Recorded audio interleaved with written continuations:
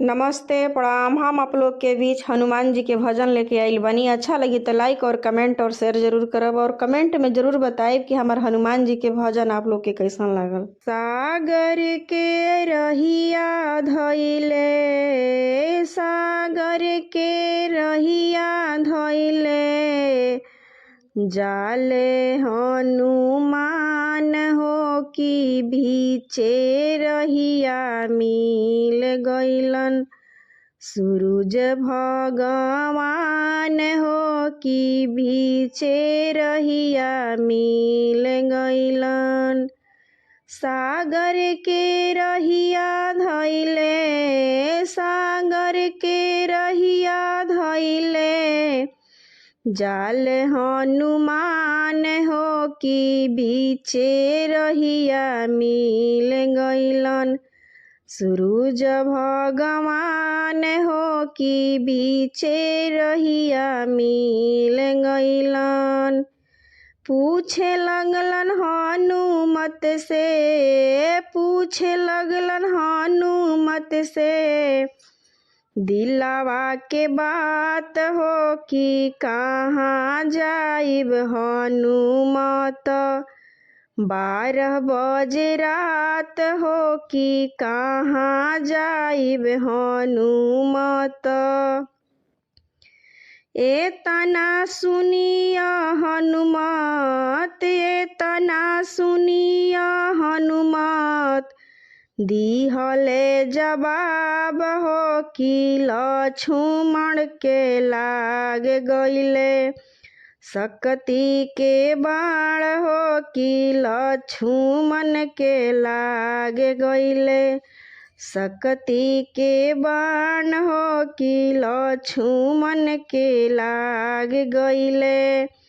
सजीवन बूटी लावे जाथई, अधवला पहाड़ हो सजीवन बूटी लावे जाथई। अधवला पहाड़ हो सजीवन बूटी लावे जाथई। हाथ जोड़ी पैया पड़ी, हाथ जोड़ी पैया पड़ी, करिले गोहार हो कि करे जाथई हम। सूरज राम के काम हो कि करे जाथई हम। सूरज राम के काम हो कि करे जाथई हम। सूरज जबले न लौटब हम, जबले न लौटब हम, करिह ना बिहान हो सजीवन बूटी लावे जाथी।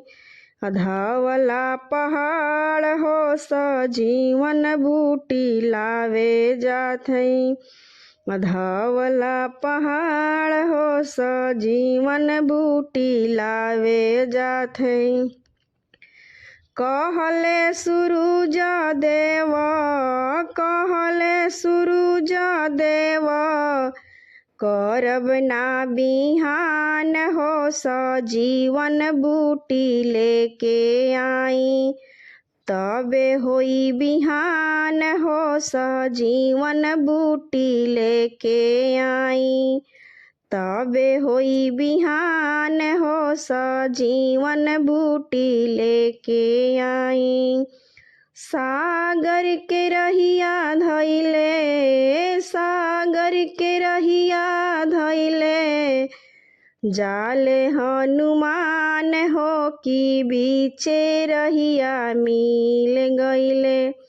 सूरज भगवान हो कि बीचे रहिया मिल गइले।